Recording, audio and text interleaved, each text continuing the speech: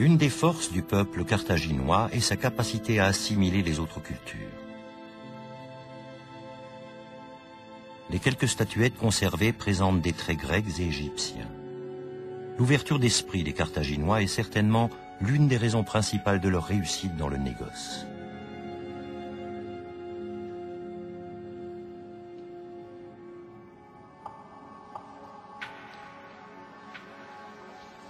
Dans ce coffre-fort, Siem Rudesli conserve quelques objets précieux.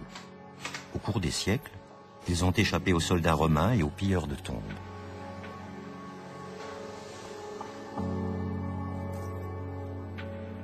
Ces bijoux sont les témoins les plus intimes d'un passé depuis longtemps révolu.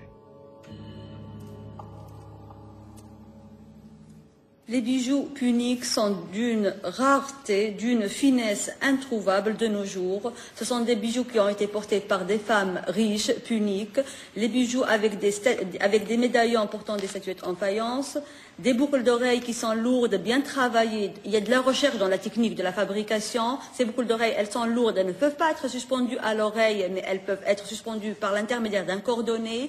Les femmes riches portaient des bijoux avec des exigences. Donc les bijoutiers s'adaptaient à cette exigence de la femme riche punique.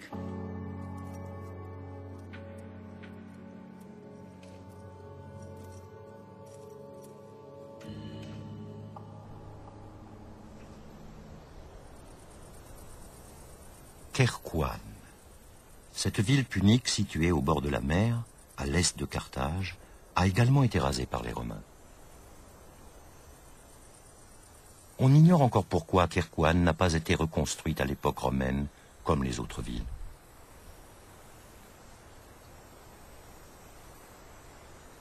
Mais c'est justement pour cette raison que Kherkouane peut fournir de précieux détails sur l'urbanisme et la société punique.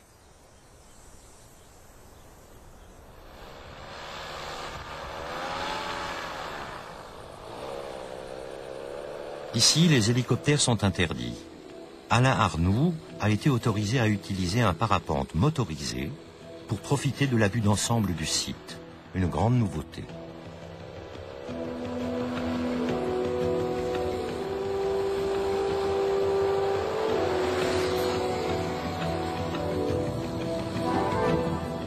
Vu d'en haut, on distingue nettement le plan de la cité. Les maisons sont petites, il n'y a ni palais ni bâtiment d'envergure.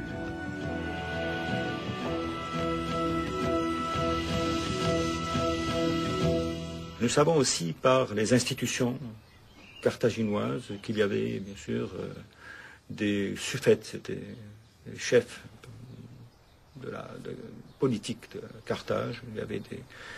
Il y avait aussi des prêtres qui s'adonnaient au culte de toutes les divinités dont on en a parlé. Et ces prêtres sont évoqués aussi sur à la fois sur les stèles votives du Tophet, mais aussi sur des stèles funéraires. Donc c'était une société très complexe, qui était composée de plusieurs corps de métiers.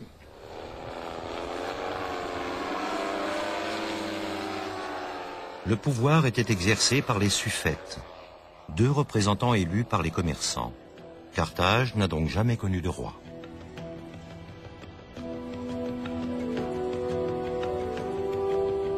Une formule qui permettait de contenir les ambitions individuelles. Les décisions politiques étaient motivées par la seule réussite économique de la ville. En quelque sorte, il s'agissait d'une démocratie, mais pas pour tout le monde.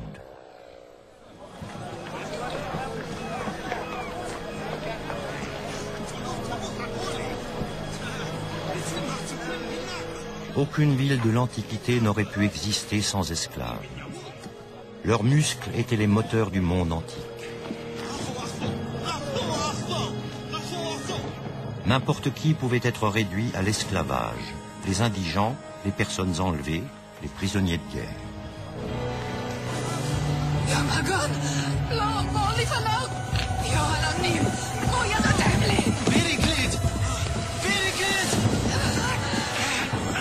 Le bateau de Magon a été attaqué par des pirates. Au lieu de rentrer chez lui couvert de richesses, l'homme libre est devenu un esclave sans aucun droit. et abandonnée des dieux.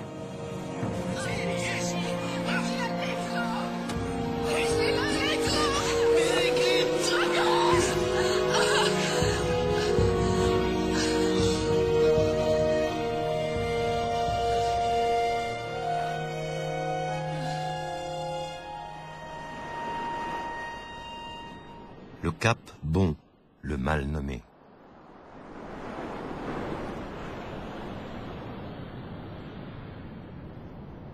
Dans l'Antiquité, c'était un lieu de terreur et de souffrance. Ici, esclaves et criminels extrayaient les pierres nécessaires à la construction de Carthage.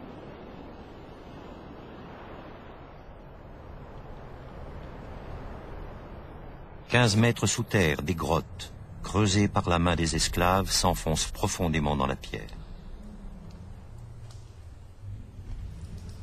Sur les parois, on distingue encore les traces de leurs ciseaux.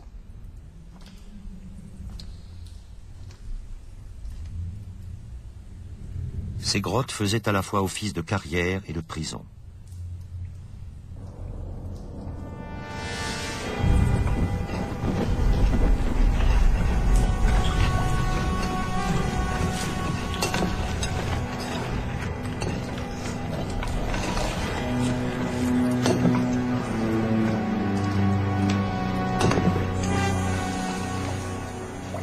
Lorsque le destin conduit un esclave dans les carrières du Cap Bon, c'en est fini de lui.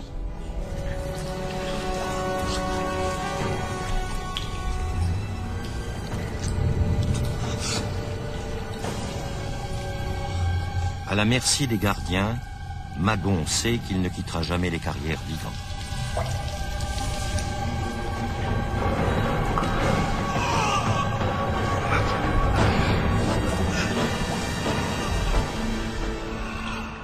Une journée de voyage à peine le sépare de son ancienne vie.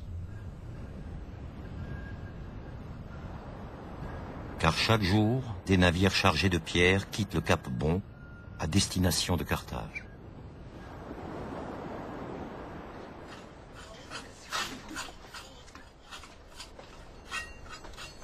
Les recherches de Roald Docter commencent enfin à porter leurs fruits.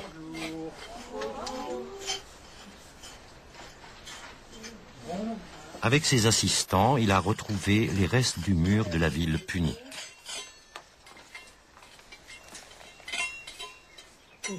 Ses dimensions sont impressionnantes. Ça fait combien? 3,90 m. Ok, merci. Diese Mauer ist tatsächlich gefunden worden. Nous avons trouvé ce mur qui est composé de 2 parties, avec au milieu des tiges de renfort. Son épaisseur totale atteint 4,80 m. C'est une énorme muraille.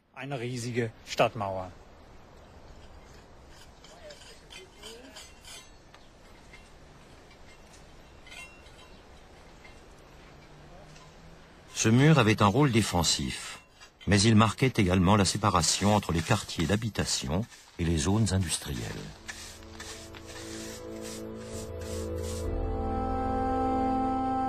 Les ateliers artisanaux, sales et nauséabonds, tels que les tanneries et les fonderies, devaient rester hors des murs de la ville.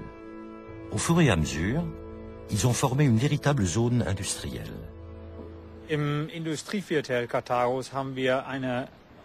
Dans le quartier industriel de Carthage, nous avons trouvé un grand nombre de ces soufflets à l'intérieur des fourneaux. Nous les avons examinés dans le laboratoire d'Amsterdam. Dans la partie située à l'intérieur du fourneau, on a trouvé une forte teneur en calcaire. Cela signifie que lors du processus de fonte, lors du travail du métal, on ajoutait de la chaux afin de débarrasser le minerai de fer de ses impuretés.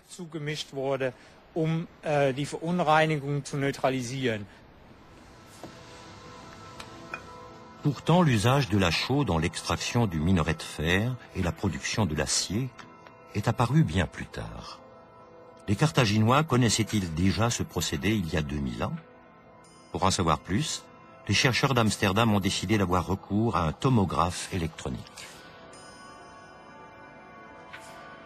Les rayons X radiographient les soufflets couche par couche.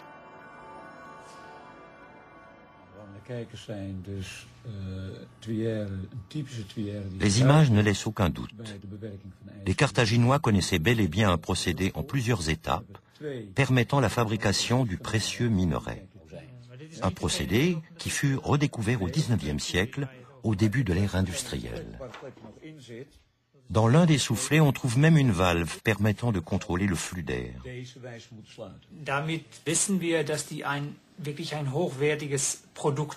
Nous avons la certitude qu'ils avaient à disposition des produits de grande qualité, fabriqués à un haut niveau industriel. La production devait être très importante, supérieure même aux besoins de la population. Nous pouvons ainsi en conclure qu'ils exportaient ces produits. Il pouvait s'agir d'armes, mais également d'équipements pour les navires. Le fer de Carthage était excellent. Mais avec le temps, même le meilleur fer finit par être rongé par la rouille. Ce n'est pas le cas de cette anse, alliage de cuivre et d'étain. Les Carthaginois contrôlaient le commerce avec ces métaux, dont ils tenaient l'origine secrète. Qui sait quelles autres connaissances ont sombré en même temps que Carthage ?